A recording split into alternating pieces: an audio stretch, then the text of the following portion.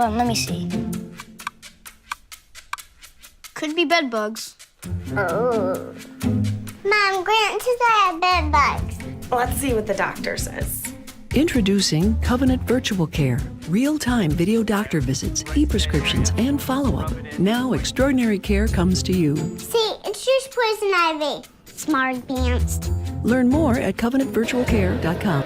Good morning and welcome to the 2017 Bay County Boys Wrestling Championships. Jeff Doan along with Mike Vincent, Jared Doan on camera this morning, and we're catching a match right now in the, I believe, 140 class between Bay City Central and West. Yep, 145. Marcos Facundo taking on Alex Simmons today. So we've got all 6 Bay County teams going at it. We're going to bounce back and forth and give you flavorings from all the matches as talk about the circle and what that means. Alex Simmons just launched a takedown against Marcos Facundo. Marcos landed out of bounds, but Alex's toes were both inside the circle, so that counted as a takedown. Simmons is up 2-0 against Facundo right now. And obviously Facundo slammed hard on the mat on the outside. It's going to take a minute for him to get the fuzzies out. Well, I would say the adrenaline's kicking in, and he's not going to feel it today, but I'm going to say he'll feel it Monday. Always those second-day sores. A couple of combatants here that are very familiar with each other. Yes, I know Marcos and Alex personally. I've seen them since they were 4, 5, and 6 banging on Saturdays, and this is going to be a good one. It is already.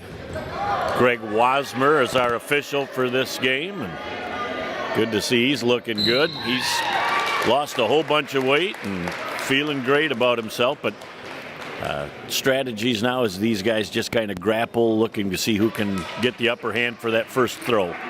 Both guys looking for openings right now on their feet. Both guys looking for takedowns. Alex up 2-0 right now. I have to believe Marcos is looking for a way to tie the score going into the second round. So we have 2 minutes times 3. Correct. 3 2-minute rounds, Jeff. As again, Facundo on top, trying to get a takedown and running out of real estate, but as long as one of the two have their feet in bounds, then they roll on inside the circle. That's correct. Takedowns are still in play at this point. Referee just called an out of bounds just to get him started in the neutral position again. He wants to see some aggression from both wrestlers, and that is the end of the first round, headed into the second round right now. Facundo choosing the down position. When I was coaching, we always advised our wrestlers to take down because we thought we could escape anybody, and I think that's Marcos' strategy right now. So, and how do they decide who gets the choice of top or bottom in between rounds? That was the flip of the coin you might have saw the referee do right there. Whoever wins the coin flip gets his choice. He can choose the top position, the down position, the neutral position, or he can defer until the third round and then take his choice at that point. Marcos just did earn his escape point, so he's down by 1 now. As they're rolling back and forth, then we're looking at 2 quality wrestlers here that we were lucky enough to have for our first match. This is a good one right out of the chute here. Both wrestlers have at least 9 years experience.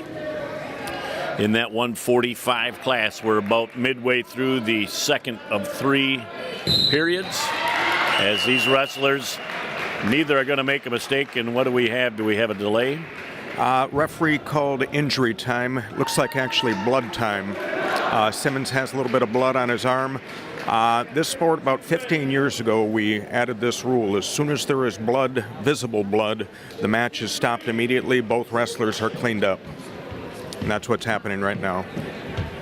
And in looking at these matches, I would say the one thing that people don't think of that is extremely important is how to sanitize these matches with all these sweaty bodies on them. Actually, Jeff, on the contrary, it's something we think about a great deal. In fact, there are products available that sterilize the matches, or sterilize the mats between each match.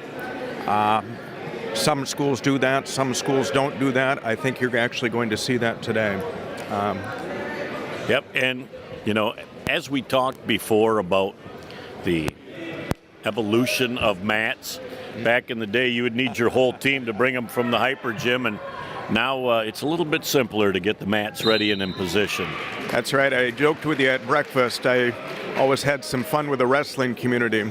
Years ago, these mats, if you put them all together, they're a couple of 1,000 pounds, and it took an entire wrestling team to cart a mat from one side of the building to the other.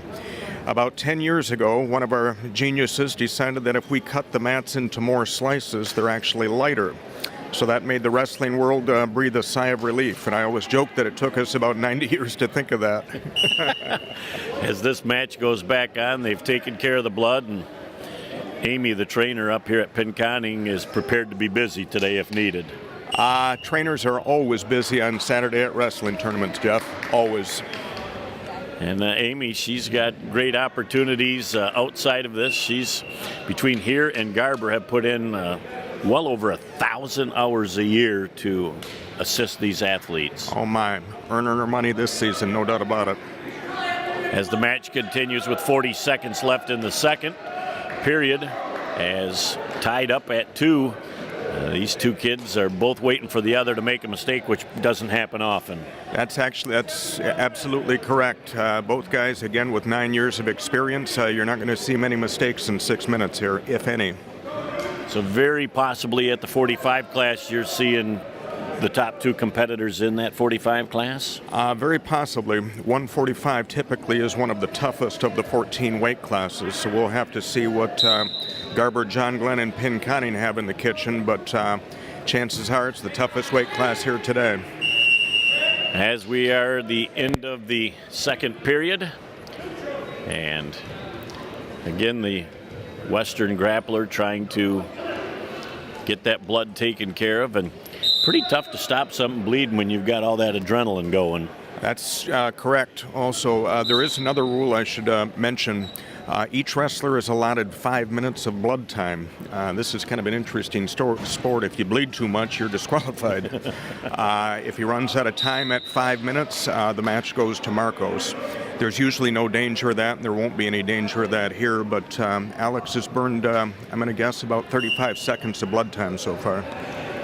Very interesting to see now as Western takes the down and Facundo jumps quickly on top, and looks like it'll make it tough for him to get an escape. That's correct. Right now it's tied 2-2, and I would have to give the advantage right now to Alex Simmons because he got to choose down in the third round, but I know Marcos quite well, and he is an excellent top wrestler, so it'll be interesting to see what happens. Well, and as they go to make these moves, and I'd say that maybe a little aggressive with that last move to the head. A little bit too aggressive. Referee said Marcos banged him with the forearm a little bit too hard.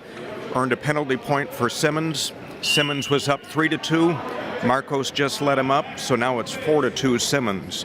Marcos needs a takedown to tie this match. It's going to be tough now. And to tie this match, what do we use for overtime? If Marcos can tie this match with about 1 minute to go, it goes into overtime, and that means another minute is added to the clock, and the first takedown wins. This is going to be an exciting last minute.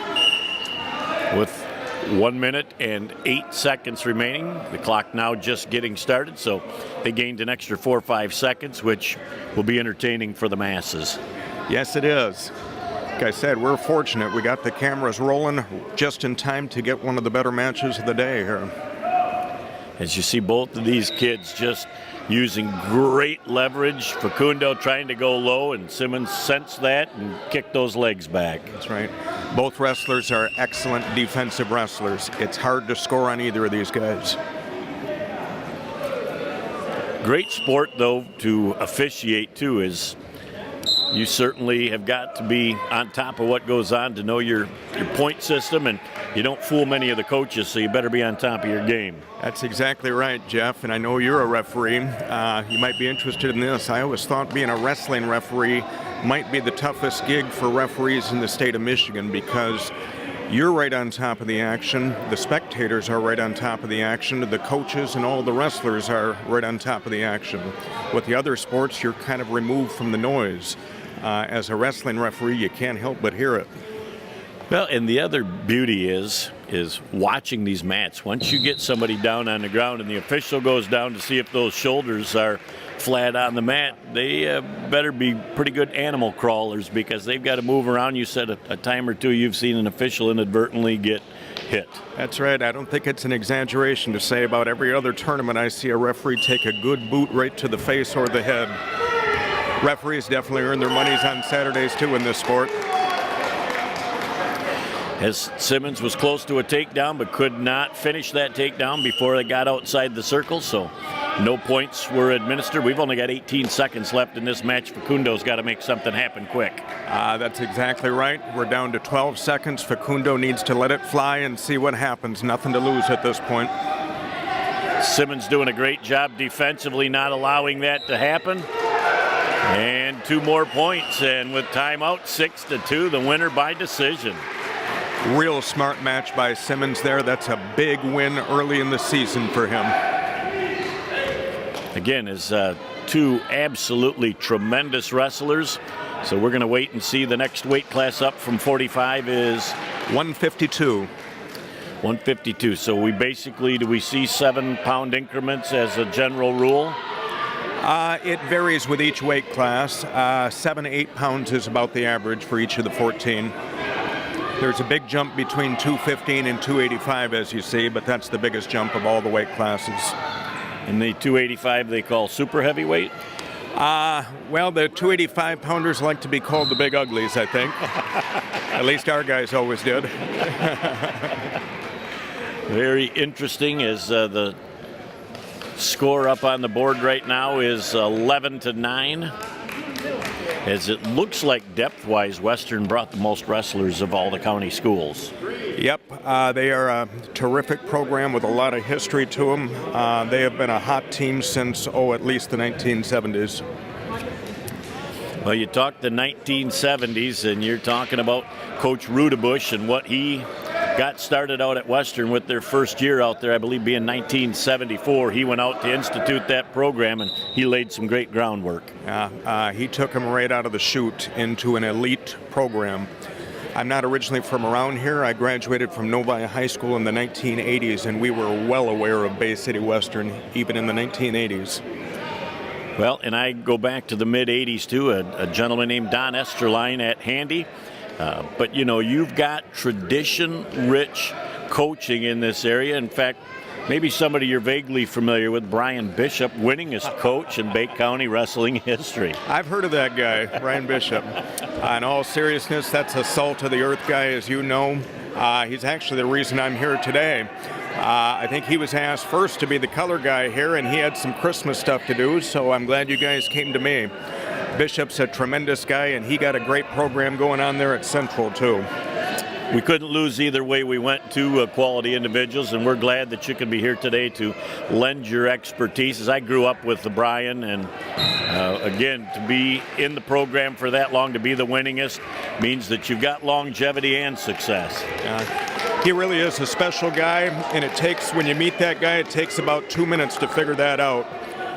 He's one of those guys, as a teacher and as a friend, he absolutely brings out your best as an athlete and as a colleague, as a co-worker. He's a guy that somehow makes you feel comfortable throwing your best efforts out there. Looking on the mat right now in the 52 class, we're very close to a pin as Bay City Central just doing a tremendous job here, and he's got him, I would say, within seconds of hearing that slap on the mat. That's Nathan Creasy for Bay City Central. He's been wrestling for the Wolves for 4 years now, and he is a tough kid. Very strong. His issue has always been he's been an excellent defensive wrestler, but he's always needed to add a takedown to his repertoire. This year, he's got one. I've seen some film on him. He's got a beautiful single leg, which I believe he just launched against Jacob Horn for Western. Launched a first-round pin, and he got the Wolves back into contention. But when you get that first-round pin, too, that certainly will shorten the length of some of these matches, as somebody just flew off the court, and hopefully that doesn't mean intestinal tract disorder. That's not unheard of on Saturdays either, Jeff. Now let's talk about how the state of Michigan got to the point, I'm thinking, as you said, around 15 years ago, limiting the percentage of your weight that you can drop in order to wrestle and why that came about. Yeah, I said somewhat jokingly, but really not jokingly, in the 60s, 70s, and 80s, the wrestling diet was always a concern.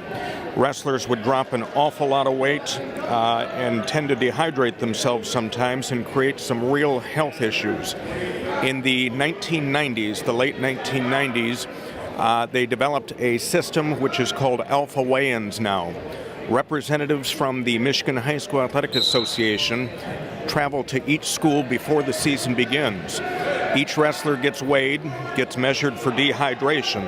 That goes into a computer program, and each coach receives a printout copy of the weight class that the wrestler is permitted to wrestle and how much weight he can legally, or she can legally cut before the end of the year.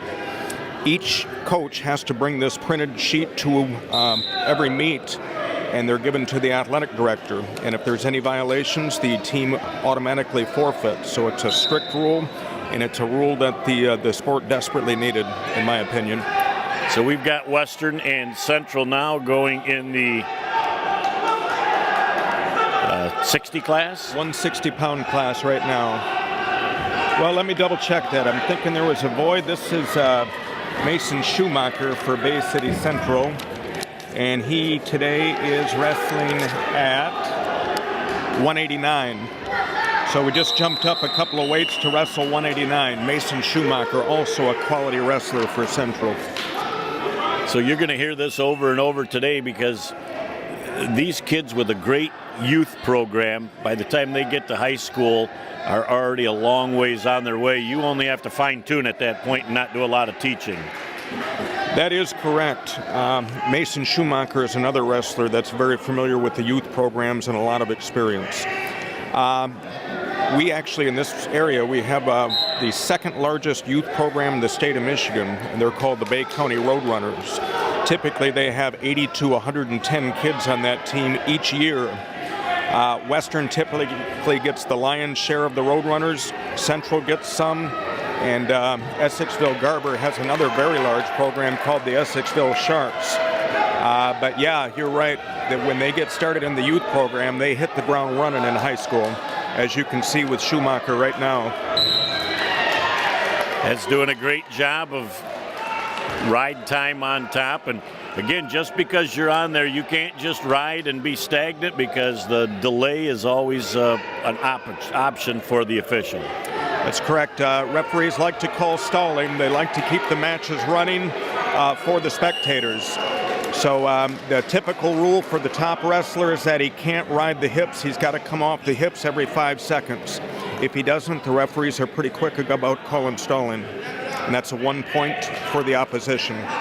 We've got no score at the end of the first, and I believe after this match we're going to rotate over and catch a little bit of the Garber match, I believe against John Glenn.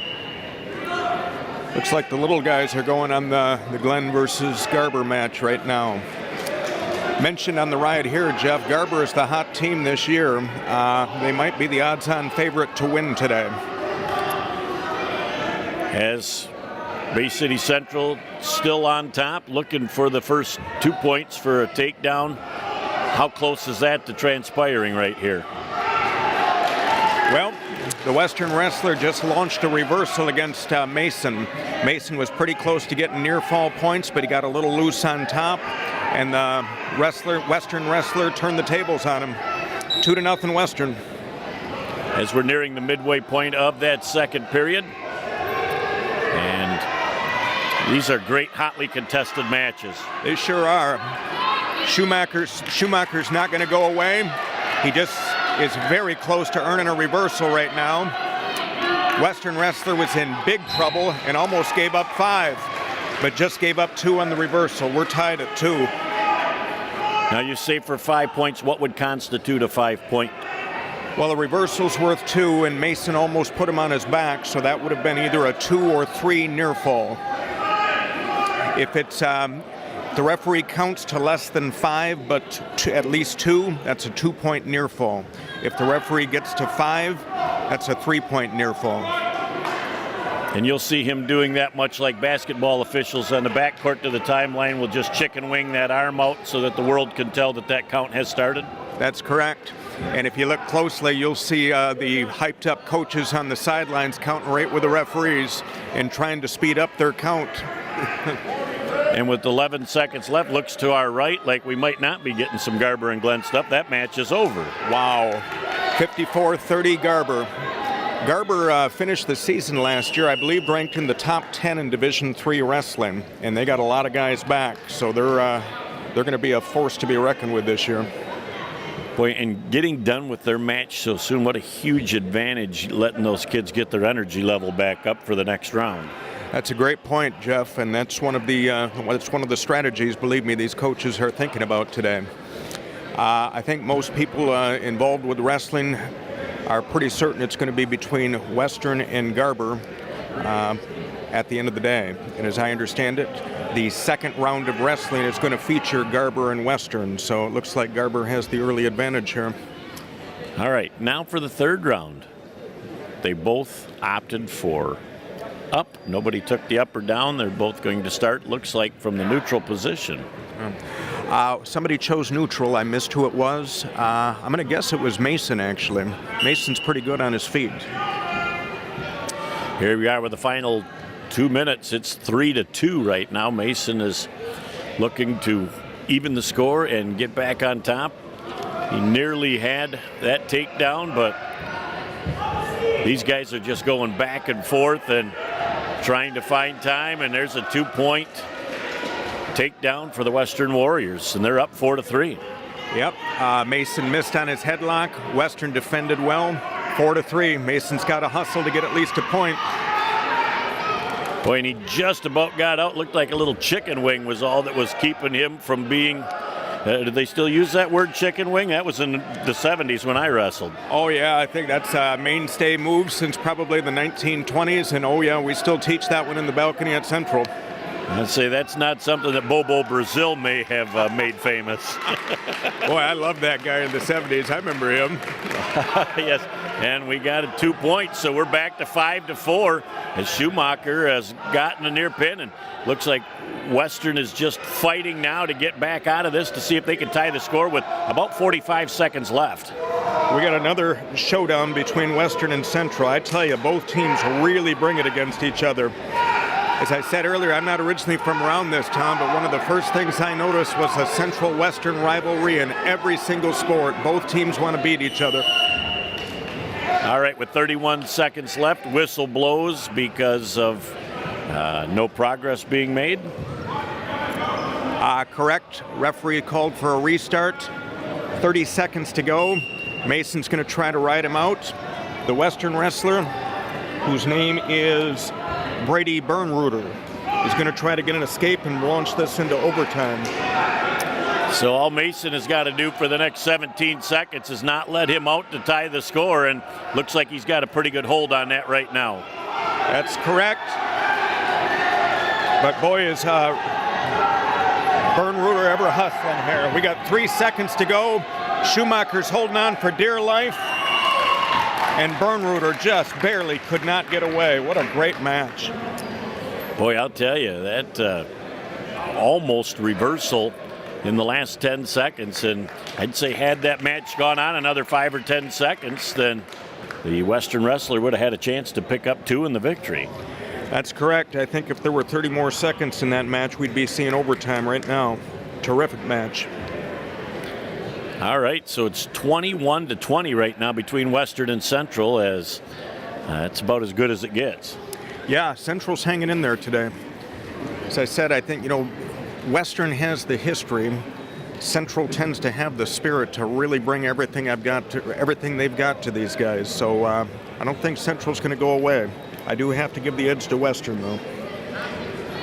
When you look for the wrestling battle of supremacy, we certainly talked about Western in the 70s. Then for a big stretch, it was Bay City Central. Then Western did it for again, but Garber lately has stepped up and become a major contender. Yes. We know these. We have some history with the youth program and the Vincent family, you know, so we know quite a few of these Garber kids from well, not just wrestling, all sports, and they have some very good athletes going back 10, 15 years now. And what are we looking at right now between Central and Western on the mat? Looks like the 215-pound match just started for Central. We have I believe, a first-year wrestler, Lucas Eccleston, giving up a few pounds in this match. Weighed in at 192 today, wrestling 215. He's going against, I believe, Jordan Bowden of Bay City Western. And Bowden just scored a takedown, not quite a near fall. As he now positions himself around the back, and always important when you're trying to stay on top, you grab that ankle, a nice little spin move, and a quick pin. Boy, he snuck that half Nelson in there and ripped it. He was ready for that, saw his opening, and took full advantage of it. Nice win for Bowden. And an absolute important 6 points for the Western Warrior wrestlers. Yeah, that's a 7-point lead now for Western, which is a 2-match span in the sport of wrestling. A 6-point pin, or excuse me, I should check, a pin is worth 16 points. So Western just scored 6 to make it a 7-point discrepancy right now. So now we go to the heavyweight class, before we get to what we affectionately call the Big Uglies. That's what they like to be called, the Big Uglies. And for Central, we have Lorenzo Cardenas. For Bay City Western, how about Zach Wojda? Looks like Woja's given up a few pounds in this match. So it will be interesting to see. And when you look at the difference in size, you have a difference in style of speed and power. Looks like we're going to give Western guy the speed. Looks like we're going to give Central the power in this match. As we're just a few seconds into round number 1 again, Central versus Western. We had hoped to go to Garber and Glenn, but Glenn must not have been able to field a few of the weight classes, and they flew through that match in a hurry. Well, I'm going to have to give props to Garber in that case. Garber's going to be a tough team to beat. They're going to do that to a lot of groups this year. John Glenn can keep their head up. As we always said for this county tournament, it's a long, long day, and a lot of things are going to happen between now and 3 in the afternoon. As you get that leg scissored in between your legs and they get the takedown for 2 points, Western on top, using a little bit of strength and a lot of speed to get that first hold on Central, and now it's just trying to ride it out and see if you can get outside that circle and start over. That's correct. The Western wrestlers got a leg in, which is a little unusual for heavyweights. You don't often see that except in the lighter to midweights. He snuck that leg in and tried for a power half. Didn't quite score the near fall, but it's a good riding technique. It burns a lot of time on the clock. Very hard for a wrestler to get out of that. You know, people often don't put enough value on the great balance that you have as a wrestler. Most people think it has to do with technique and speed, but if you don't have great balance, the other two never become a factor.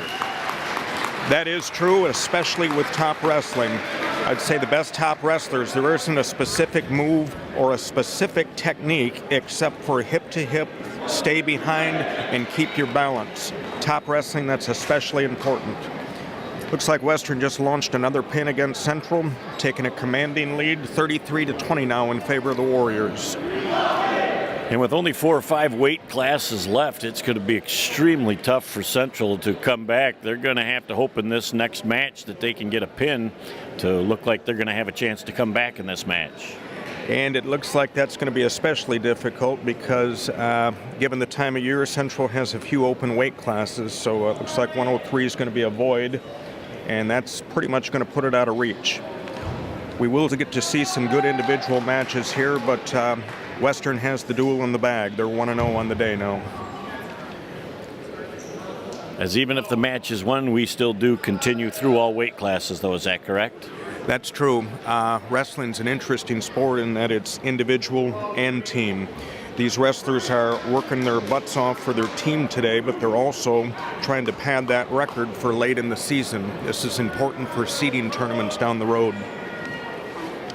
Now, looks like we've gone from the big uglies to back to one of our smaller classes. Yeah, Coach Bishop used to call them the itty-bitties. Well, you compare them to Coach Bishop, and they're itty-bitties, but they're still fun to coach. And now what do we got here? A delay to start with. I don't know what they called. He just pointed to his wrist, and somebody didn't have their color on their ankle so that they can differentiate maybe for the coin toss. The ankle band, yeah, that's to make the communication more clear between the referee and the scoring table. Both wrestlers wear ankle bands. You'll see the colored wristbands on the referee's wrists. Those are to signal. The green wrestler in this case is Bay City Central, so if Central scores, the referee raises his right hand, as you just saw there. Western wrestler just scored an escape. You saw the referee lift his left hand for a one-point escape move. It's for communication between the referee and the head table. So then the armband that's going up is the team that receives points. That's correct. And boy, we are launching some serious points already with just over 30 seconds to go in this match. It is tied at 3. That's the thing about the itty-bitties. They move real fast. Faster than we can talk, maybe, Jeff. I tell you, they're like flying gnats out there, the way that they're trying to make things happen, but that's the beauty of the classes from smallest to largest. They're both unique in their styles. That really is the art of the sport. You see just differing strategies depending on the weight class. From the heavyweights right down to the itty-bitties, as we call them. You see a completely different style of wrestling, so it makes it a fun spectator sport on Saturdays. 2-point takedown for Bay City Central here as we're in the last minute of the second period of 3. It's 6-2 right now. 6-2 in favor of the Central wrestler, Jacob Rowley, who is relatively new to the sport, I believe. I think this is his first or second year, but he's really picked up some skills along the way. I'm going to have to check that to verify that, because he looks like he's done some youth wrestling himself. You know, you can usually tell by looking at a kid if he's in his first or second year of wrestling or if he's come through a program to get to high school. Yeah, and now that the more I'm looking at Rowley, the more I'm convinced he has had some youth experience somewhere. As soon as this match is done, we're going to switch over to the other mat and see what's going on, as it looks like John Glenn and Penn Conning will be wrestling on the other mat. Looks like tied 6-6 between Penny and John Glenn. Could be a good one over there. So we just got about 10 seconds left in round number 2, 11-3, Central on top. Tristan Dysowitz, the 112-pounder from Bay City Western, fighting off his back right now, and saved by the whistle. I was just going to say saved by the whistle because he was about 5 seconds, Mike, away from being pinned. Yep. Round expired. 2 more points for a near fall for Rowley, so he's taken a big lead into round 2. Now talk about strategy in the third period. You're up 13-3. Do you play defensive so that you do not have to worry about making a mistake and getting pinned? It's a great question, Jeff, and it actually can depend on the situation sometimes. Usually, if it's 13-3 going into the third round, the wrestler wants to go for the pin because a pin is worth 16 points. But quite often with the more experienced wrestler, pins become more and more difficult. So at 13-3, that's called a major victory. That's worth 14 points. But if the wrestler can earn a few more points, he can earn a tech fall, which is 15 points or greater, and that's 5 team points. So it depends on the situation, and it depends on the wrestler. And that's very interesting because the bottom line is being up, you don't want to make a mistake, and it looks like we got a near pin situation going on in this match. I think Rowley's got him. There's a lot of time left in the second round. Dysowitz is fighting like crazy, but the fact is 1.5 minutes is a long, long time to fight off your back. And Rowley just got him. 6 points for Central. All right, we'll take a quick break and be back right after this on BCTV. Oh, hey, you got one of those insurance apps too? You know how this thing works? No, sorry. Yeah. Ben, please. Wow, you can talk to your app? That's pretty cool. Not an app, it's my agent. In this moment, No, I'm fine, thanks. it's good to know you have a trusted, independent auto owner's insurance agent who's there when you need them. Great. Man, I gotta get one of those. Auto Owners Insurance. Plum Harris Insurance Agency in Bay City is your local independent auto owners insurance agency. Back here on Bay County TV, Jeff Doan and Mike Vincent along with you, and Jared Doan on camera as we shift gears over to Pinconning, and John Glenn is there in the middle of their match. Another good match coming here. We got a couple of wrestlers again with some youth experience. Zach Backus, I should say, has taken an early lead for Pinconning. Very skilled wrestler at 171. Watch him wrestle. You'll think he's a 135-pounder. He does very well. People familiar with the football season know that he was a very integral part of Coach Lavasser's football program up here. And the Pinconning program has really been down for a series of years, but they're back up to 13 kids and finally starting to make some great strides. That was great to hear when you told me that this morning. I wasn't aware of that. They have been struggling for many years now to field a full program, probably since the turn of the 21st century. So 13 kids this year, that's great news for them. And that's certainly something for them to build on, as it's 2-0 in the match as Backus is on top over John Glenn. Yeah, Backus is going to be tough to beat today. I'm going to have to say he's going to be the favorite to be county champion today. There will be 4 other wrestlers that have something to say about that, but Backus is looking real solid right now. So we got 3 seconds on the count, so we're going to get 2 extra points. They call them ride time points? No, those were a couple of near fall points Backus scored. He's up 4-0 now. And I got to say, I got to give Alec Christie some props here for staying off his back against an extremely accomplished wrestler. And Christie is too. And Christie is just battling to survive, and saved by the clock in the first period allows him a fresh start for number 2. That's right. He's down 4-0 right now. His first priority is going to be to stay off his back and save his bunch a team point. And the second will see if he can score some points and get himself right back into this. As we'll continue on through the day talking about how wrestling is a year-round event and the conditioning that you've got to stay in. It's both speed and strength and stamina. I mean, you've got to roll all of those into one body to have success at this level. I'll tell you, Jeff, I've played all the games. And boy, Backus just launched a pin in the second round, gives Pinconning the early lead. Started to say I've played all the games, and I am thoroughly convinced that wrestling is the most grueling sport that there is. Physically speaking, I'd say that and swimming are the toughest, and if you add the mental aspect, I'd say wrestling is the most extreme competitive sport that I can think of anyway. And I would say a real hidden essential talent for any wrestling team would be the athletic trainer.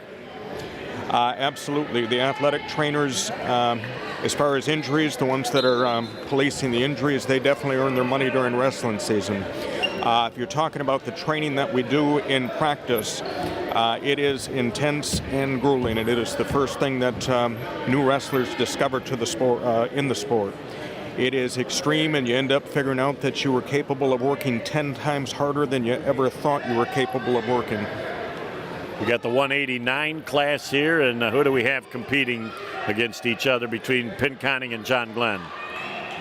189, 2 wrestlers here, and I'm going to have to check this for you. I believe it's Wyatt Walker for John Glenn, and he is taking on, it looks like, for Pinconning,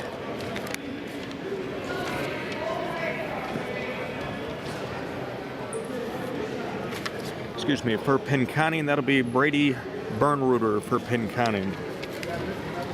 I'm going to go double check those names for you right now, Jeff. All right, that's great. 2-1 our score right now, midway through that first of 3 periods. As they grapple on the mat, again, the officials cruising around the neighborhood, just keeping an eye on what's going on. Pinconning very easy to tell which one they are. They have the big P on their back and a big Spartan on the left thigh. Wrestling against John Glenn that are in those gray one-piece suits. 2-1 still remains our score. 30 ticks left in that period. It is the second period. As on the other mat, we are looking for Western and Garber, which should be a fun dual match between those two. What did we find out, Mike?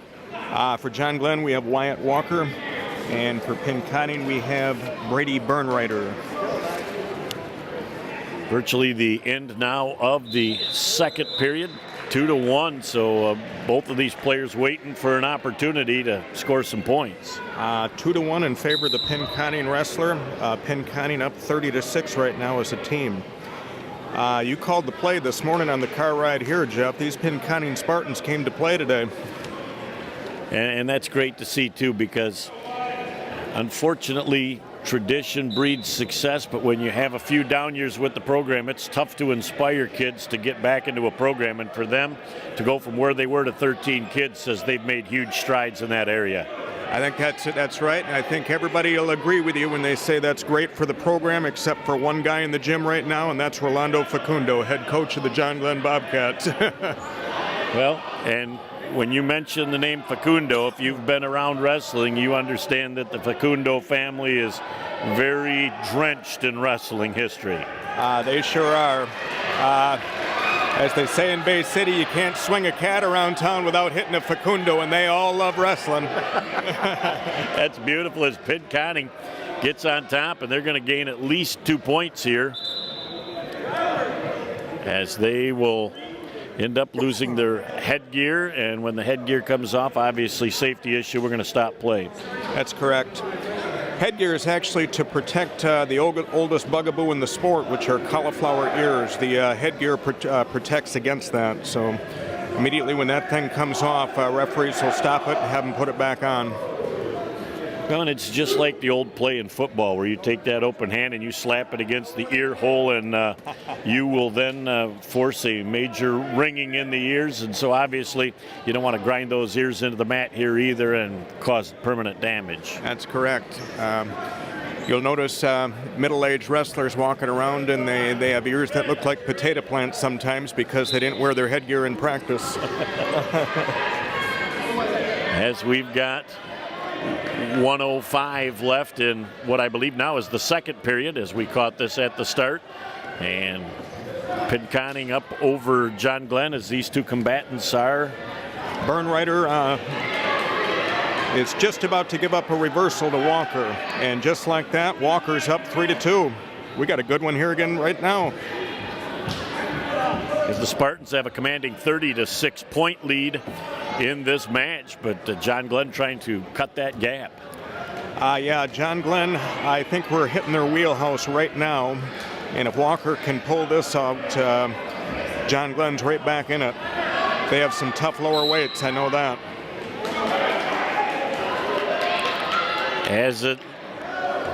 It's tough to tell right now who's got the advantage, even though Pinconning's on top. Actually, Walker's scoring some near fall points, and he just hit a pin with an old school move. That's called an iron cross, Jeff. You don't see that too often. Well, leave it to the Facundo clan to pull out an old favorite out of the books. Yeah, that one goes back. I remember a guy at Central we had used to do that named Vic Moya, and that would have been the late 1990s, and I haven't seen too much of that move since that guy graduated.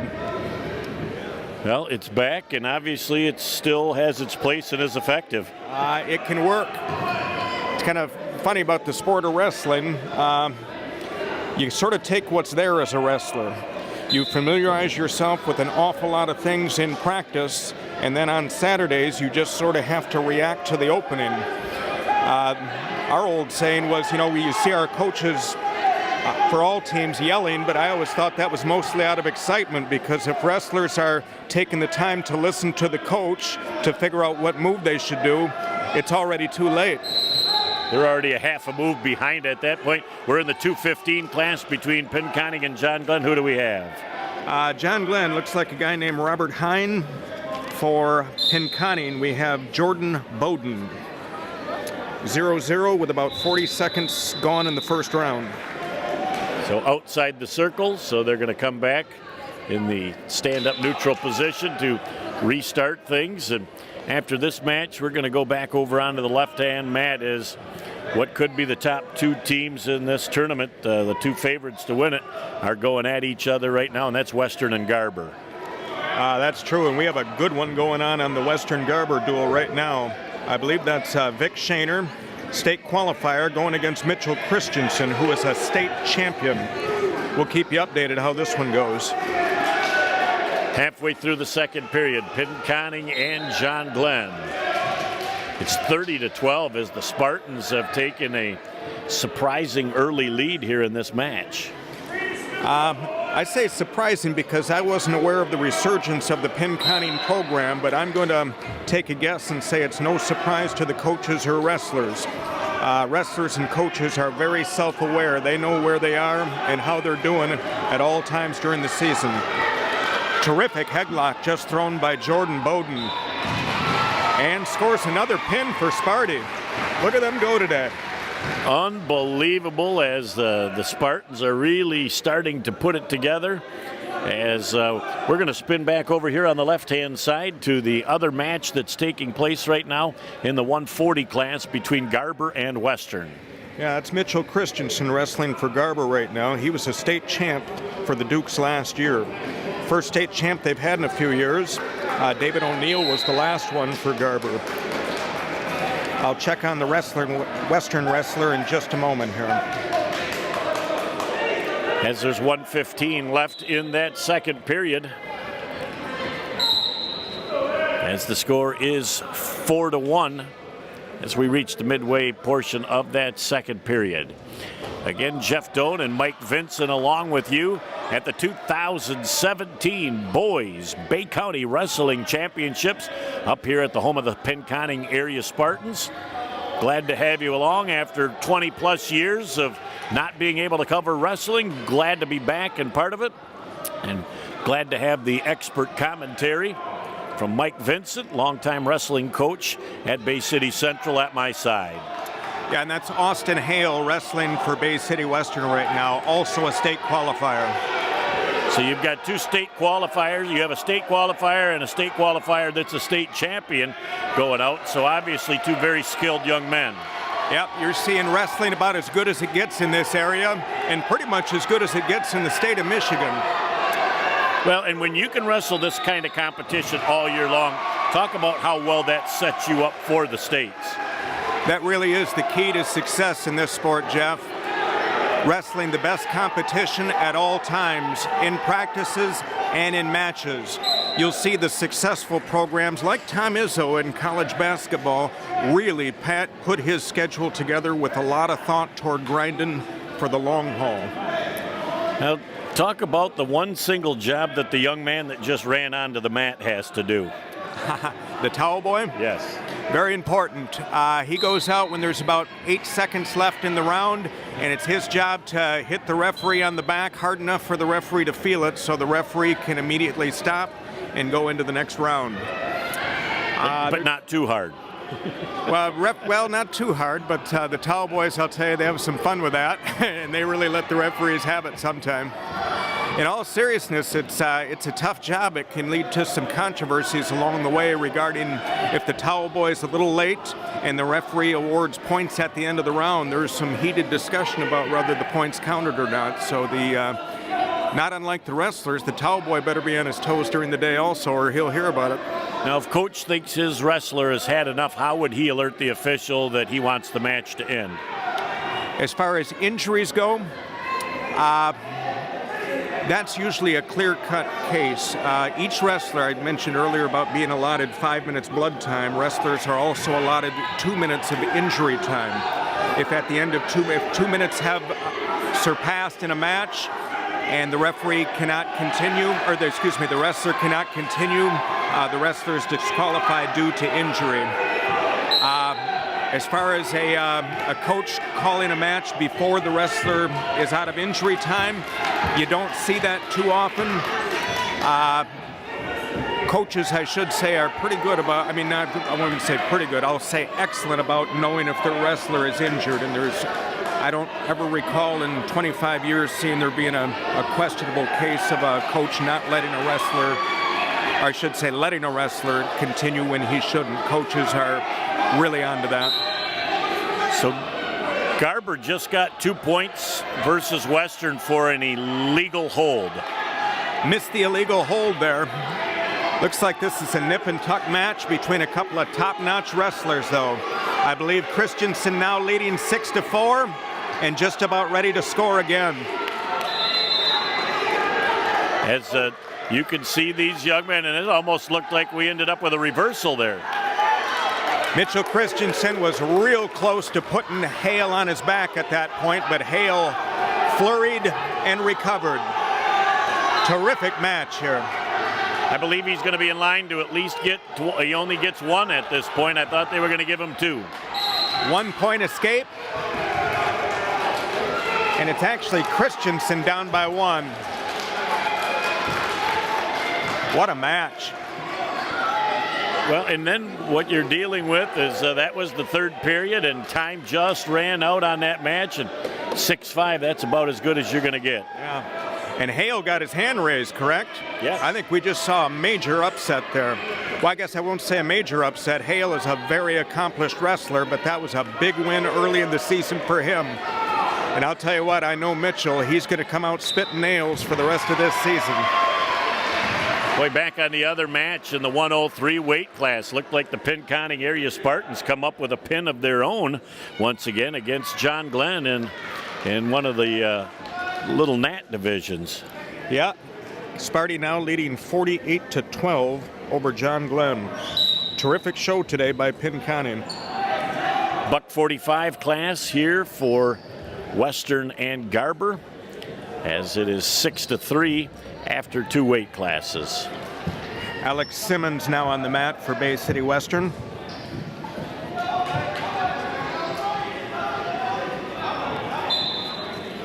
And I believe that's another wrestler from the youth programs. That's Charlie Matlock out there for Garber. I remember a guy back in the day named Charlie Beaver that was very instrumental in the youth program. That might go back a couple of years. Terrific guy, Charlie Beaver. I knew him well. Both my sons wrestled for the Bay County Roadrunners, and Charlie Beaver was a presence there all year long and at the banquet every year. Great ambassador for the sport of wrestling in this area. As we're in a situation like now where it looks like Western is close to a takedown, trying to keep some Western leverage, as they're going to try and bring him down to the mat right now, and no score halfway through the first. Yeah, Matlock was in on a single leg. He couldn't quite finish it there. Simmons did a nice job of fending that off. As we saw in the earlier match today, Simmons is an excellent defensive wrestler. Hard to score points on him. And you know, defense is equally as important as offense to prevent your opponent before you find your opportunity so that you can gain points on an offensive mode. That's correct. Offense, you have to be real careful. A sloppy shot is going to give up 2 points almost every single time. So when I say careful, I don't mean tentative on offense, but you really got to be careful about finding your openings and not trying to force things. And sometimes when you get cautious and you get defensive, that leads to mistakes too. You know, sometimes you're better off just staying aggressive and letting the chips fall. That's, Jeff, you're right onto the strategy of wrestling. That's an issue in the practice areas across the state of Michigan. Wrestlers in this sport, when they're just picking it up, tend to be very defensive. They're afraid to try things. So it's difficult as a coach to take that fear of trying and failing away and really teach them how to go for it. It's a valuable lesson to be learned in the practice arenas across the state of Michigan. So the old-fashioned alcohol wipe on the cut, so that'll form a little sting while they clean it before they cover it. Yeah, but I guarantee you with the adrenaline flowing today, these wrestlers aren't going to feel a little alcohol sting on a cut at all. In fact, if the referees don't stop the match, I don't even think they'd know they're bleeding. So that's seriously the least of their concerns, the pain that they endure just getting in and out of holds and positions are far greater, but again, we talked earlier about once they start bleeding with their adrenaline going, it's real tough to stop that bleeding. That's true, and that's the referee's job to stop it immediately. And it's tough to bandage something when your body continues to sweat, as it looks like Western's going to have a takedown opportunity. Yep, Simmons made it happen just like he did against Central's tough wrestler. Simmons came out ready to go today, it looks like. Now, how about that 2 points awarded a half second before the end of the period? You talked earlier about the importance of that towel boy being out there at the right time. That was an exactly what I was talking about right there. Rudy Rudiger, nice call by the referee there. Not easy to do. It's a game of split seconds for points because he got that 2 points with less than 1 second left in that second. Terrific hustle. Again, the two combatants here on our Garber and Western mat to our left. Charlie Matlock now leading 2-0, or check that. Alex Simmons leading 2-0 against Charlie Matlock. Another fine match, Jeff. Again, we don't want to sound like broken records, but there is great talent and great tradition in the wrestling community in Bay County. There really is. And this is one of the first things I noticed in my coaching career. This Bay County tournament is something the wrestling community really takes seriously. This is something we called at Central one of our big three throughout the year. We said this is the report card for the first third of the season. The Valley Championship was the report card for the second third of the season, and then the state tournament was the third and final exam, we called it. So this is the first big test for the local wrestling. The thing I love about the third test is you are allowed then, as individual wrestlers and team, you have two opportunities to represent your school if you're in the upper echelon. Yeah, that's correct. That was another addition to the sport in the early 1990s. It used to be all individual, but team points were kept. And I think it was around 1996 or so, we decided to add the team duel concept to the sport of wrestling also. And it's really added a lot of excitement to the sport. And I believe they hold that at the Kellogg Center. Is that one of the spots? I know they've been at Auburn Hills, too, in the past. Correct. The team one has been at Kellogg historically. And as of last year, I believe they actually moved it to the Palace of Auburn Hills. But I'm not sure about this year. I heard a rumor about it being moved to Ford Field soon. If it hasn't been done this year, I'm thinking that's what's coming. The one thing we hope they do not do is send it back to the Silver Dome. You know, I don't think wrestlers would mind that. I think we'd like something like that. Wrestle in wreckage. Well, you know, and being in the outdoors, maybe they would be onto something, although I think the mat's hard enough already. You get that in zero conditions, and that could turn into some serious concrete. I'll tell you how wrestlers think, Jeff, now that you bring up this, wrestling on concrete. A wrestler in any one of these schools said, okay, I can beat that guy on concrete. That's how we think. And that's a great mindset to have. It's like the condition does not matter. It is just that determination that I feel like I'm better and I'm going to prove it in any arena. Yep. We wake up in the morning and we say it's nobody's day yet. By the end of this day, it's going to be mine. And that's how you've got to think. Again, the beauty of wrestling is it's an individual sport that you go to use to help your team. That was just a great move for an escape. Yeah. Called a Granby roll, and he hit it with perfect timing. Like I said, Simmons is going to be a guy to watch here today, I believe. 3-0 up as we are no time left on the second period. We're going to go to the third period here. At 6-3, we're going to take a quick break and be back in just a moment. It looks like we may have a blood situation again going on. So we'll take a quick break and be back right after this on Bay County TV. AAA Transport and Limousine is the Great Lakes Bay region's most reliable and requested service. We provide many types of transportation services, from non-emergency medical, wheelchair accessible, school transport services, and shuttle services. Our company strives to provide exceptional service to our customers. Our services are tailored to each person or company's specific needs. For the last 10 years, we have pushed the mark higher and higher to give the best service possible. Rest assured that you are in safe hands when you ride with AAA Transport and Limousine. So we've got Garber in the third period opting for that down position, hoping to get a point for an escape. That's true. Good move by Matlock, taking the down position. If he can score one escape, and then which he just did, and now if he launches a takedown here, it's a tie game.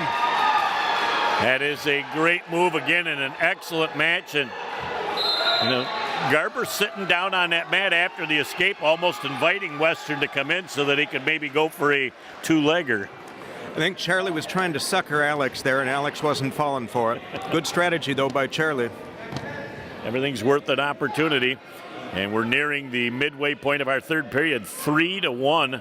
And again, like we've said over and over again, consistent, great matches between these two teams. Yeah, I'm really surprised at the quality of wrestling we've seen so far. We've been here for 45 minutes now, Jeff, and I think we've seen 6 quality matches. And that is just a smattering of what will happen by day's end. Unfortunately, we will not be able to stay here for the championships, but Jeff Doan and Mike Vincent, glad to have you along with us for only the second time in our history here on television, able to give some love to people that work as hard as anybody in any sport. Yeah, I want to thank you guys again for giving me a call about this. It's a real pleasure to be here, Jeff. I haven't seen a county championship in a couple of years, and it's just tremendous being back and being part of this heat again. Well, and I think it's got to be a little easier sitting up here commentating than it is the pressures of coaching. Most definitely. Much more relaxing in the 7th row as we are. Boy, Simmons just launched a tremendous takedown against Matlock. Wow. And still well within the circle. I don't think they're going to ride out of bounds. And they're very close, and there is the pin. What a huge victory for the Western Warriors. And I believe that makes it, that does make Alex Simmons 2-0 on the day, and he has just beaten 2 very, very tough wrestlers. Matlock for Garber and Marcos Facundo for Bay City Central. I can't wait to read in the papers tomorrow to see how Alex Simmons ends up this day. He looks like he is really ready to go. And I would say Marcos has got some issues with his back, the way he very gingerly got up off of that mat. Yep. This is the time of the year when the wrestlers start feeling the aches and pains, and for the grind to come in that third part of the season I referred to earlier, one of the parts of the game is to tend to those injuries and nurse them as well as we can and still stay competitive. Very tough part of the game. All right, looks like we are now headed to the buck 45 class between Garber and Western. 15-6 our score right now. Western on top, and what to some might be a tad bit of a surprise. This is Charlie Newton on the mat for Garber. Charlie Newton was 5th in the state last year, so I'm thinking Garber is definitely not out of the hunt here today. But yeah, you're right. I would say probably wrestling aficionados across the county would give Garber the edge today, but given Western's history, there's just no forecasting that. Western's in the hunt anytime, any year. Boy, very early advantage for Garber as they're in a near pinfall situation here in the first period. And Charlie Newton just got him. That's 34 seconds into round 1. Charlie Newton, one of the top wrestlers in the area. Again, earned a 5th place in the state of Michigan last year in Division III. He's going to be in the hunt for a state championship too. Essexville Garber's in line to have a very, very interesting year. Boy, and don't look now at 15-12. This match just got tightened up in a hurry. Anybody's game right now.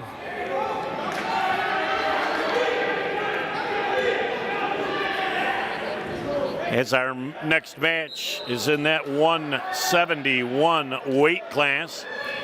In the 171 class, Mike, who do we have on the mat? I'm going to check that for you, Jeff, right now, okay? All right. As we look back over on the other mat, another victory for Pinconning by pin, 66-18. They find themselves on top over the John Glenn Bobcats. And That is just a very pleasant surprise that this Pinconning program has been resurfaced this quick with 13 weight classes as we're nearing the midway point of our first period of 3 with Western and Pinconning, as Michael Vincent is down at the table getting confirmation on the combatants here in the 171 class. As our score right now, the match is at 15-12. Western on top over Garber. Jake Walter of Western, Jeff, and he's taking on Carter Nearing of Garber. I was checking that because Garber has a 171-pounder named Zach Baskett, who was also a state qualifier last year. He's been battling some injuries early in the season. I heard early on today he was going to be wrestling today. Garber might be bumping him up for strategy purposes. So if somebody doesn't wrestle early on, they can still wrestle in the championship flight, is that correct? That's correct. This is not a bracket tournament. The way they hand out county championship medals is based on record throughout the day. 5-0, that's a county champ. Sometimes 4-1 if wrestlers go 4-1, but there's a round robin. It comes down to a very interesting and often heated discussion about who gets the county championship that year. Now, would that go to a total point differential? Is that one of the criteria? It's, you mentioned criteria, and that is agreed upon in the morning every year, and it tends to be a little different each year. Sometimes it comes down to head-to-head, but if everybody's beating one another, it goes to the next thing, and that tends to be the total amount of points scored during the day, but that can differ too. That's an on-site decision made. Being what a great gentlemanly sport this is, there would never be any question or controversy involved around a match, would there? Oh, no. Actually, yes. It was a loaded question, which I knew the answer ahead of time in, but, you know, without a tad bit of controversy and fun wrapped into the day, it would take something away from the excitement. That's true. The heat is part of the fun, and I want to kind of mention something serious about the good joke you told there. The wrestling community, this is what I discovered early on as a coach. The competition is fierce and heated and can get a little ugly sometimes, but the interesting thing you'll see at the end of a match is guys that were just beating each other's brains out 3 hours before, sitting next to each other, shooting the bull, having a good time. And I always thought as a coach, that shows the real human respect we have for one another when we throw our best efforts at each other, because we realize our opponent's best efforts are what makes us better. Wow, a little 12-0 run for Garber has completely changed the complexion of this match. As we suspected, the Dukes are right back into it with that pin now, leading by 3 against the Warriors. This is going to be an interesting duel. As again on the other side, 66 points for the Pinconning area Spartans to 18 for John Glenn. Having 13 wrestlers in itself is a huge step forward for that program, but to come up with a 66-18 victory says a lot about how far they've come in a short period of time. A milestone for their program. I would say the second story of the day behind whoever's going to be the county champion today is the Pinconning Spartans. They are back. All right, we're in the 189 class between between Garber and Western. Again, with the last 2 matches being pinfalls for Garber, they're on top 18-15 here as we start this match at 189. Yeah, and as I suspected before, they are bumping Zach Baskett up to 189. I'm going to check who the Western wrestler is right here, because this is a very important match here. All right, running down to check on things as we continue to look at this match. Just 12 seconds in, headgear comes off. So we'll take a quick delay while they get things ready, and now back at it.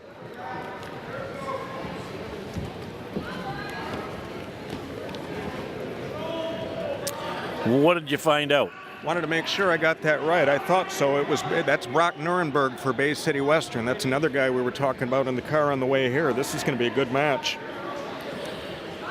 As, of course, his dad, Mark Nierenberg, involved for a long time with that Western program.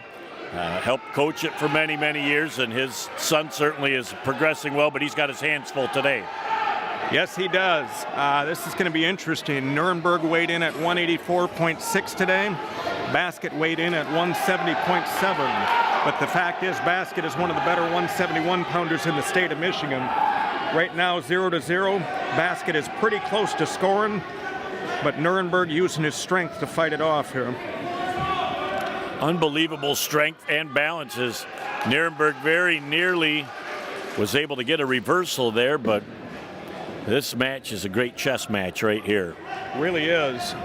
It's going to be interesting. Zach Basket giving up all of that weight. There's going to be fatigue, could be an issue going into round 3. Nuremberg used an awful lot of strength to fight off that takedown attempt. Basket's after him again. And Basket just scored it. He's got a half in. Nuremberg in some trouble right now. 17 seconds to burn. I think Nuremberg's going to, he's going to survive this first round. But he's going to have a deficit to recover from. Now, will there be any ride points allowed at the end of this, or should it be 2-0 as the first period ends? That's interesting. I thought there weren't going to be any riding points. There are no riding points in the high school at the high school level, but I thought Basket might earn some near fall points. It was a close call, and referee Rudy said no. Only 2-0 Basket going into round 2. Now, in order to get those points, you must see the chicken wing count begin to know that that's what could potentially be in effect. To earn near fall points, the back has to be exposed to the mat. Excuse me, as in both shoulders are facing the mat. A pin, the difference between a near fall and a pin is that the both shoulder blades need to touch the mat for 1/2 of 1 second. If both shoulder blades are touching, referee slaps the mat, it's over. If the back is facing the mat, it's either a 2 or 3 near fall. And that's either the best sound you can hear as a wrestler or the worst sound, depending on whether you're on the top or the bottom. I tell you what, if I was on top, that was always my favorite sound. My first thought was, thank God I don't have to go 3 rounds with this guy. I'm tired. Again, as we near the midway point of the second period, 2-0 is another match, as we've said over and over, with 2 tremendous wrestlers. Yeah, we're not just saying that either. This is some great competition today. Again, 6 or 7 good matches right out of the chute. Ever since we've been here, there's been a good match. That's kind of unusual in the sport of wrestling. Usually you see a barrage of pins followed by a couple of good matches, but looks like everybody came ready to roll today.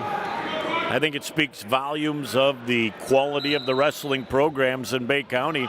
And the beauty of it is the fact that these kids in Bay County have wrestled against each other for years and years. This is nothing just new to the high school level. I would say that's definitely part of it. The more familiar wrestlers are with one another, the more difficult it is to score off them. Basket really making it happen right now on the mat against a heavier wrestler. And again, you said Nuremberg's advantage should be to survive till the third period and then hope that his 7 or 8 pound advantage would come into play. That's right. 13, 14 pounds, that's a lot of weight to give up in this sport. And as hard as we condition, as hard as these guys have conditioned, I should say, that makes an awful lot of difference when there's 1 minute to go in a 6-minute match. Basket's going to be feeling it. And, you know, how fast, if Basket could survive this, how much will that potentially take out of him for another match or 2 today? Because your recovery time is not normally hours and hours. That's a great point, Jeff.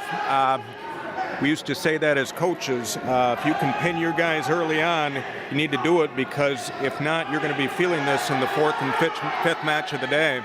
Down to the last couple of seconds here in the period, and just checking to see no points awarded, as again, it was very, very close. Yep, Nuremberg doing a nice job staying in this match. Basket in full command right now, even though it's only 2-0. Looks like he'll choose down. Nuremberg's got some work to do. Well, and I'll tell you what, they only give you 5 to 10 seconds in between the periods. Not really enough time to even get a mini blow. Barely enough time to catch your breath. In fact, probably not enough time to catch your breath. But again, as you said, as your adrenaline's going, you really don't notice that. You're just ready to go back and try and finish the job. Depending on the kind of preparation you've been able to put in for the last month and a half, you do tend to feel fatigue. You don't feel pain, you don't really notice blood, but you do feel fatigue. If you're tired, you know it. And again, as we're at $1:20 and counting left, did we get the escape there? I think it looked like he was ready to give him escape, but they were out of bounds, no points awarded. Looked like Rudy was thinking about it, but didn't quite pull the trigger on that point. 5-0 basket still. And, you know, we haven't talked much about the officials, but you've got some people that have wrestled for a lot of years that are giving back now as officials, and they've done this for a couple of days. Yeah, a couple of years, in fact, a couple of decades quite often. It's interesting about this sport. It's not one of the more popular sports is in terms of numbers and spectators and things, but the people involved with this sport tend to stay involved in this sport pretty much for their whole lives. Rudy is one of them as a referee. I was coaching in the mid-'90s, and he was a mainstay on the mats on Saturdays. Know him well. Well, Nierenberg nearly got that double leg, and what a great job by the Garber Dukes to just reverse that and now get back up on top. Yeah. Zach Baskett is going against a quality wrestler today in Nuremberg, excuse me. And this is in line to be a big win for Zach. He's been, as I said, battling some injuries early on in the season, so he's taking it to a pretty darn good wrestler right now. 7-1 in favor of Baskett. Here comes the towel boy back onto the mat as we're down to the last 5 seconds here of this match. Another victory for the Garber Dukes. I believe that's a 15-0 run now we're talking, Jeff. 21-15 in favor of the Dukes, and we're heading into the 215-pound match. Boy, I'm going to tell you what, that was fun stuff watching those two go at it, the way they were able to play defense and counteract each other's moves and turn defense into offense. That was a thing of beauty. Yeah, good quality match for the spectator. And again, you are potentially looking at the two favorite teams competing against each other right now that will probably be in position to finish 1 and 2 today.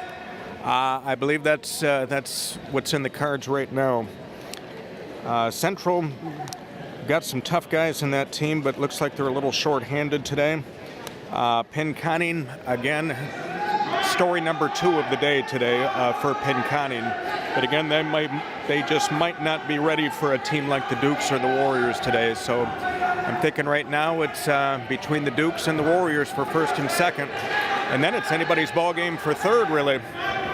And you know, you fight for every position that you can. As Garber with 2 more quick points, Western trying to get an escape. And again, who are we looking at here in the 215 class? For Garber, I believe this is Eric Fournier. For Bay City Western, I'm going to check on that for you. I believe that's Chris Hammond.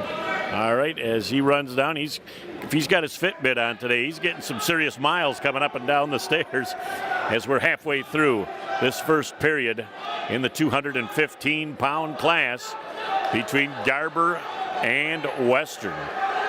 Jeff Doan and Mike Vincent, glad to have you along for this 2017 Bay County Boys Wrestling Championship. Jared Doan handling the filming duties today. What did you find out, Mike? Well, I'm glad we checked on that. That's Nick Wilbur for Western, but I'm thinking he might be not so glad that we checked on that. He just got pinned in his match against Fournier. Like Fournier put a great move on, and I love the way that these wrestlers will always come to the opposing coach and shake hands with them. I love the sportsmanship. That is an old tradition in this sport, and I believe that I think the idea behind that is thank you for your best effort. Your best effort makes us better, and we appreciate it. It's good to see that some long-standing traditions continue to exist in this sport. Yes. My old coach back at Novi said this is the oldest competitive sport there is. Goes back to the ancient Greeks. And we are now in the Big Ugly class, in the 285 class. And it looks like Western has a little size advantage here over the speed of the Garber Dukes. Dylan Fader for Garber on the mat. And I'm going to say that's Ben Harris for Bay City Western. As we'll go down and we'll double check, and again with the ability to change at the last minute their rosters, we like to make certain that these competitors, we're giving them due credit for who they are. It's not like the football and the basketball team where they carry a number on their shirt, which maybe might not for the future be too bad an idea, so that when you get the full roster, you'll know who you're dealing with. Can I get $10,000 for that suggestion maybe, Mike? I think that's a great idea, Jeff. And that was Ben Harris for Bay City Western on the mat. I want to make sure we get these names correct. As a PA announcer, I made a discovery back in the early 90s. If you mess up a kid's name, it doesn't take long before you hear about it. Even now with the lovely but brutal social media, the world knows all in a matter of moments. So again, Western on the top side right now, and certainly a few pounds advantage in this big ugly class at 285. Yeah, Ben Harris came in at 242.2 today. Dylan Fader, 249 actually. Garber's got him by about 7 there.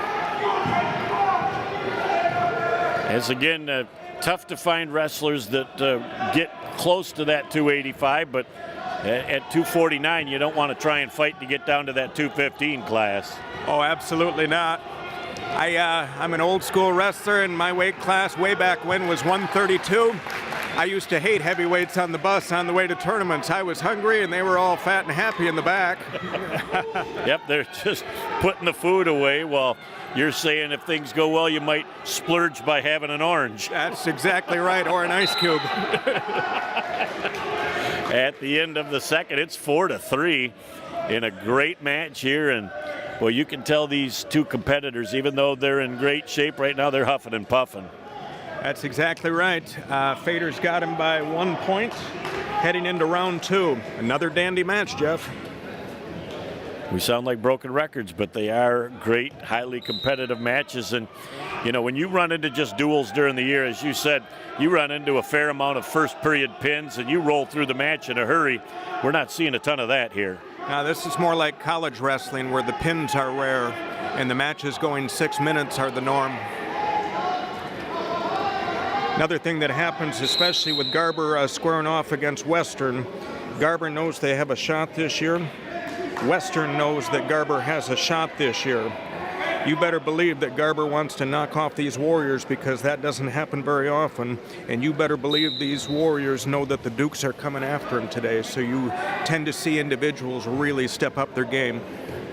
And the other thing that surprised me, and I know we're dealing with 5 teams here, but there's a pretty good group on hand to watch this activity. That's right. Another thing I mentioned to you in the car this morning, this Bay County tournament is something the wrestling community around here takes very seriously. And you'll hear the noise level get amped up throughout the day. Are we potentially looking at a blood situation? Obviously, as Amy is out there to check on it. They may have had a spot on the floor, or is it a contact lens? Might be a contact lens we're dealing with. Trying to listen to Rudy there. I'm thinking that possibly Fader might have got the wind knocked out of him there.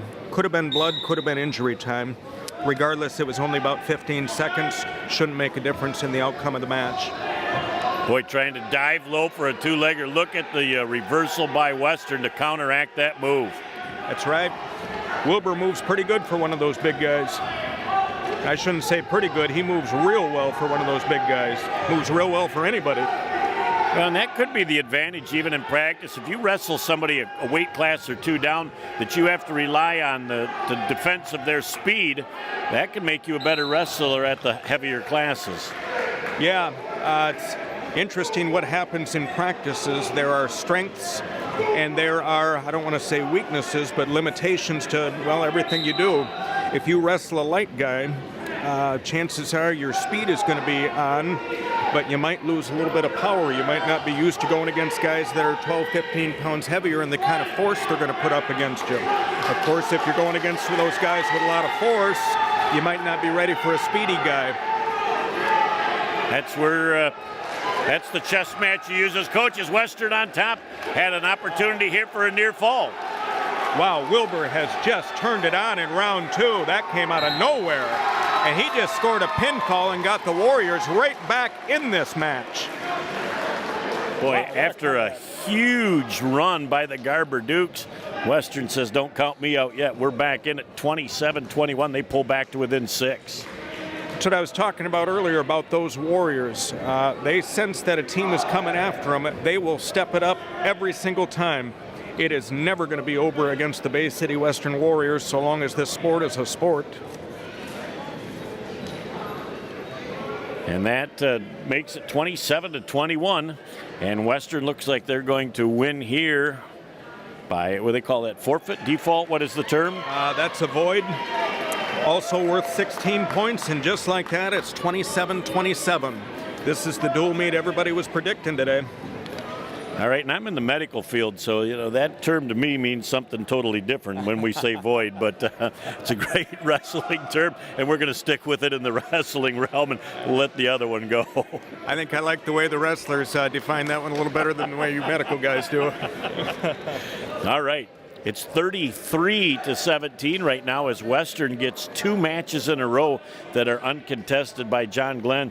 Talk about a topsy-turvy scoring here as Garber went on a little 15-0 run to take the lead. Now Western gets the pin and 2 voids and find themselves back up by 6.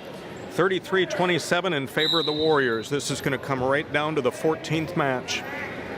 119 class, who do we have? 119 for Bay City Western, I believe that's Chase Gasta. And for Garber, I believe that's going to be Andrew Newman. And I want to double check that one and just make sure also, okay, Jeff? Good. As you can tell, when you get to these lower weight classes, these kids are very, very quick, and there's very little time that you can get away with the potential for a mistake or an accident happening. As we're nearing the midway point of our first period of time, speeding back up with all the information, Mr. Mike Vincent. Zach Greenleaf for Garber. Glad we checked on that one. And he is down, looks like 2-1. 2-1 with 1 minute to go in round 1.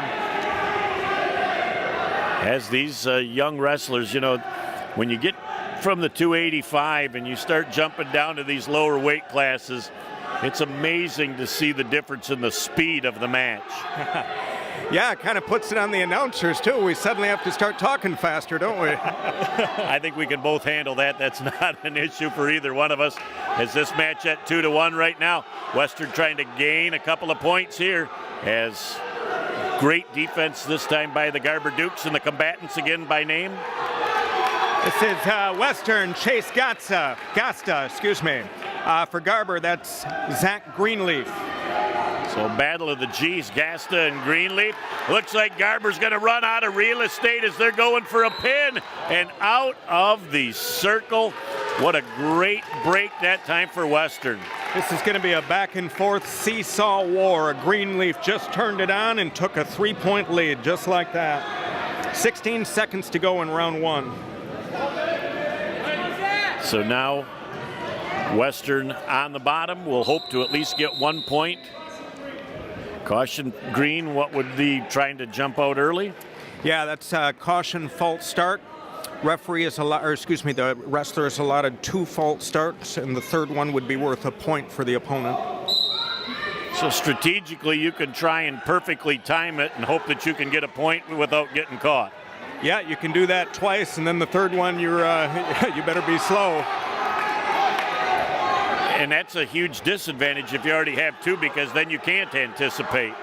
That's correct, especially in a match like this when you have 2 quality opponents and you're looking for any advantage at all. If you have 2 cautions, you got to be real careful because you don't want to give up anything in this match. Boy, we had a mat boy that time that was a little late getting out onto the floor. Yeah, he's going to hear about it from the referee, too. It's funny you brought that up about an hour ago, Jeff, and that's just come into play, isn't it? Well, and that just, they entrust that job to young people, but I mean, you're looking at an 8, 9, 10-year-old kid handling a job that is extremely important. And an 8, 9, and a 10-year-old, I don't know if you know about this, but their minds can wander from time to time.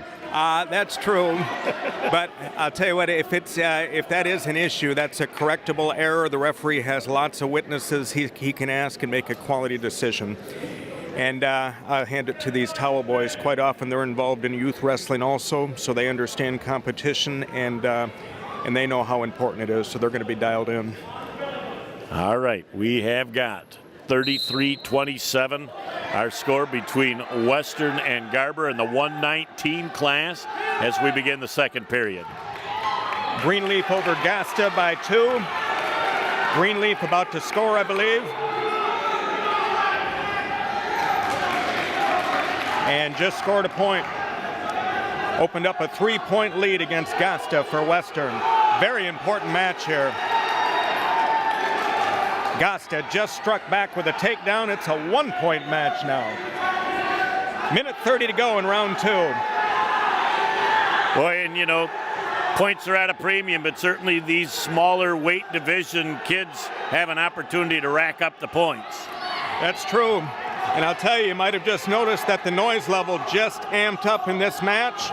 I think it just occurred to everybody simultaneously that this match could decide the entire county championship today. We got a big one here. I tell you what, you are right. The decibels have gone up tremendously. Lets you know what's at stake here. Looks like Western's going to have. Oh, my!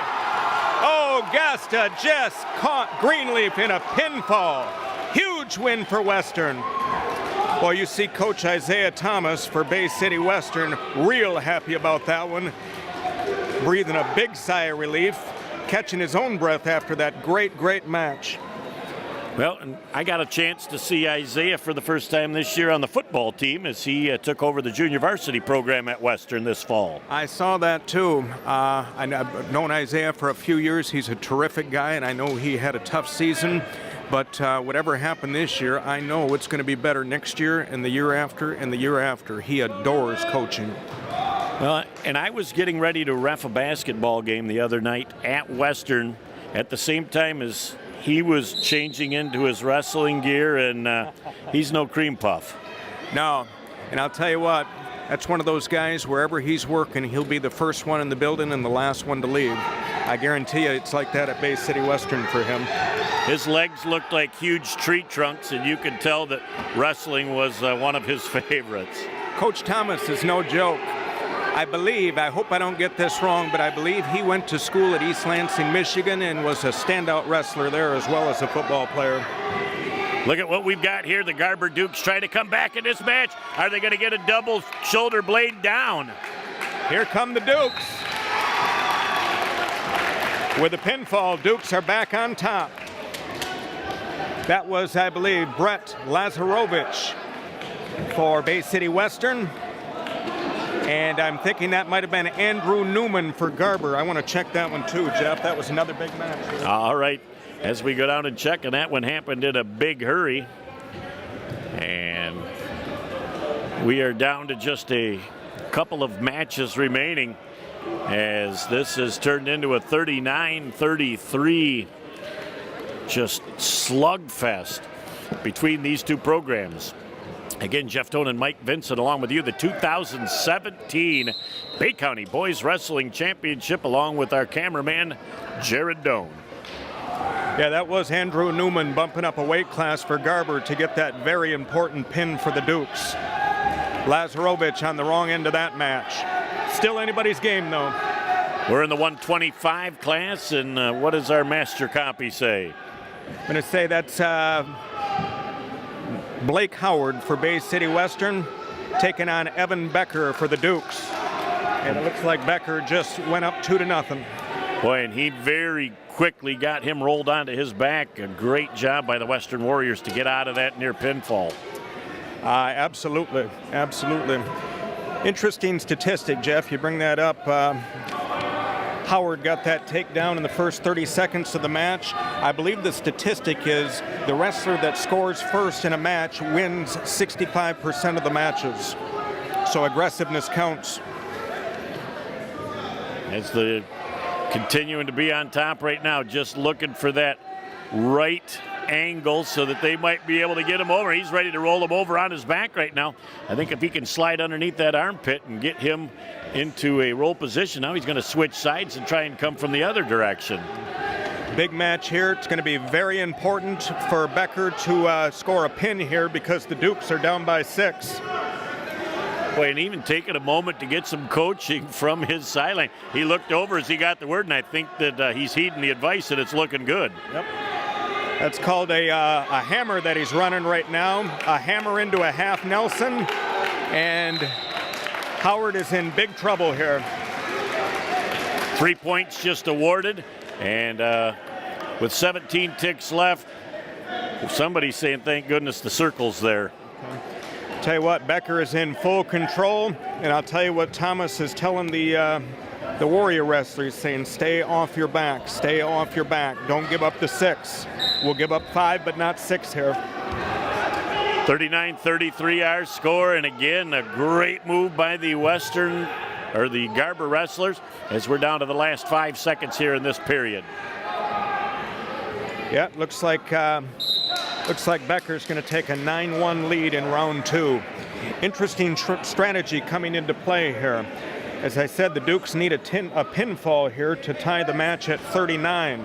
Becker's going to have to be careful to not score too many points and get the tech fall, which is only worth 5. If a wrestler's up by 15 or more, match is immediately over. That's 5 team points for a technical fall. So Becker's going to have to go to work, put Howard on his back, and pin him so the Dukes are tied. Is this the last class, or do we have one more match? I want to check that out too. I believe there is going to be one more match here. There is going to be one more match, I believe. I'm going to check that out too, but I'm 90% certain here. All right, so minute and a half left in the second. 11-1 our score. At any point, if you get up by 15, is that match over at that point, or do they continue it to the end? No, as soon as the wrestler hits a 15-point differential or greater, match is immediately over, and he wins by tech fall. And that's 5 points, which would put them within 1. And no matter who won the next match, that would be the winning team then. That would be correct. Yes, it would. For new wrestling fans, we should probably mention this. As far as team points goes, a pin is worth 6, a tech fall is worth 5. A major victory, that is an 8-point discrepancy to 14, is worth 4 team points, and a regular decision by less than 8 points is worth 3 team points. So those points, obviously, in a match like this are of extreme importance. That's correct. For today, for the county championship, for individual county championships, for future seeding at tournaments. Basically, every single minute makes a difference. Boy, and trying to get that chicken wing to roll him over, and the Western wrestler knew exactly what he was trying to do and got out of 2 of them in a row. That's right. Western wrestler Blake Howard, got to give him props. He is trying with everything he's got to just save his team a point. And it's going to take all he's got, too. He's got a long time to fight off his back, and he just did it again. Well, and it's funny because as soon as he got off his back, his teammates erupted knowing what's at stake. Absolutely. Boy, I know our great cameraman is getting this, but you can see the Western Warriors are really dialed into this match. They know the stakes right here, and they know the Dukes are coming after them. And again, Coach Nierenberg and Coach Thomas are both saying, do whatever you have to do, do not get yourself pinned. Exactly right. Exactly right. They're saying this is what we work for. This is all the work you put in the last month. Save your team a point here. We need this. You know the importance of this match, Mike, when you look over on the other mat and they stop stretching and conditioning to watch what's going on. Isn't that interesting to see? It's a really close-knit community. As we said earlier, there it is. There it is. Becker got the job done for Garber and tied the score at 39. Came down to the last match of the day, just like we thought it might. This is going to be for the county championship. And it's going to be fun. We're glad that we're here along with you, Jeff Doan, and our special guest, Mike Vincent, with his expert commentary, and Jared Doan running the camera. We're just pleased to have you along for a tournament that will come absolutely down to one match as we look to see who will be crowned the 2017 Bay County Boys Wrestling Champions of this year. And Mike, I wouldn't want this match to come down to anything else but a tie going into the last match. With everything at stake and all eyes in the facility will be glued on that mat. Well, I'll tell you what, Jeff, the drama just got a little bigger. We were getting so excited with these matches one by one that we lost track a little bit. That was the last match. It is tied at 39. This dual meet comes down to criteria right now. There's about 14 levels of criteria, and I have the first 6 memorized. Would you like to hear them? Look at the brain trust down here. Jared, can we get a picture of what's going on down here as they are all huddled together and they are doing some serious ciphering right now? Let me know what they're probably looking at and talking about. The first tiebreaker criteria would be penalty points awarded. If a team was penalized for unsportsmanlike conduct, that team loses in the tiebreaker. That didn't happen here, so that's not going to be the case. The second tiebreaker is number of wins out of 14. If that's tied at 7 matches to 7 matches, we go to the third criteria, which I believe is the number of pins. I could keep going on, Jeff, but I'm thinking we're going to get a decision quickly. What is your gut telling you? Well, I'm trying to read the coaches' expressions right now, and the coaches have pretty good poker faces at this point.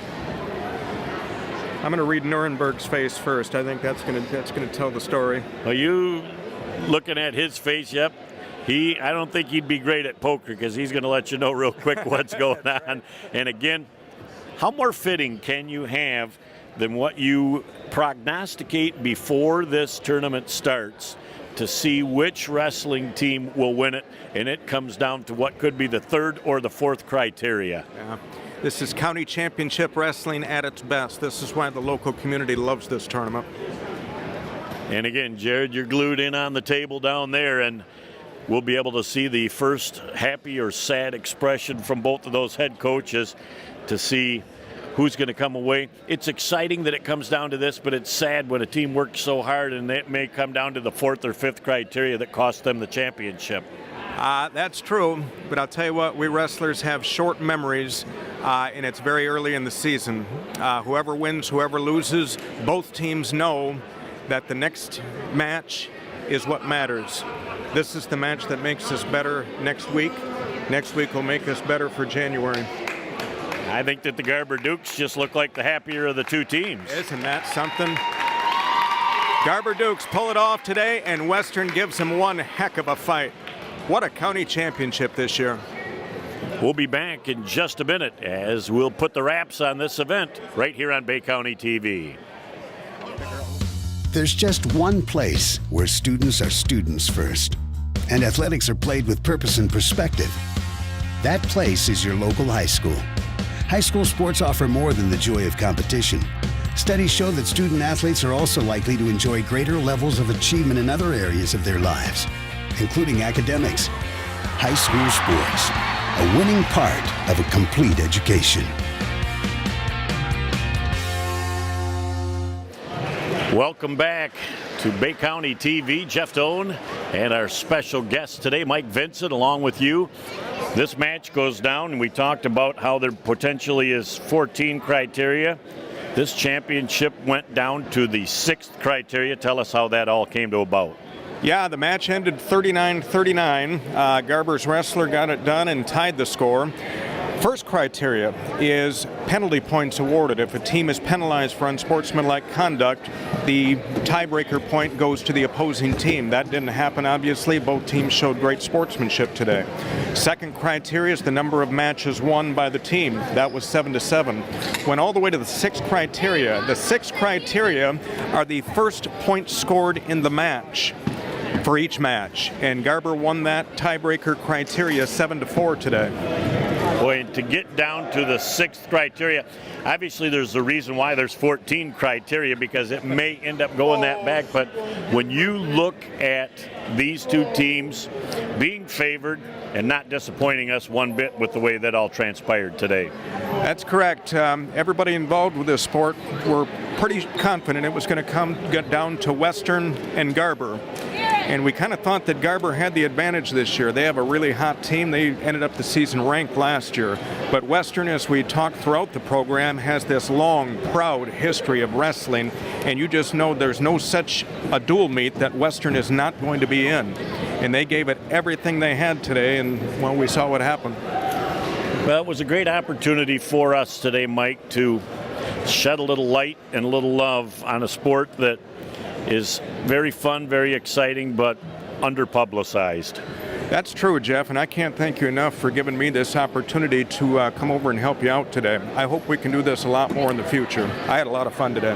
Well, and I learned a lot too, and it was a pleasure having you on. I hope that you guys all enjoyed watching the activity today, as these 5 teams from Bay County certainly put on a show for all of you.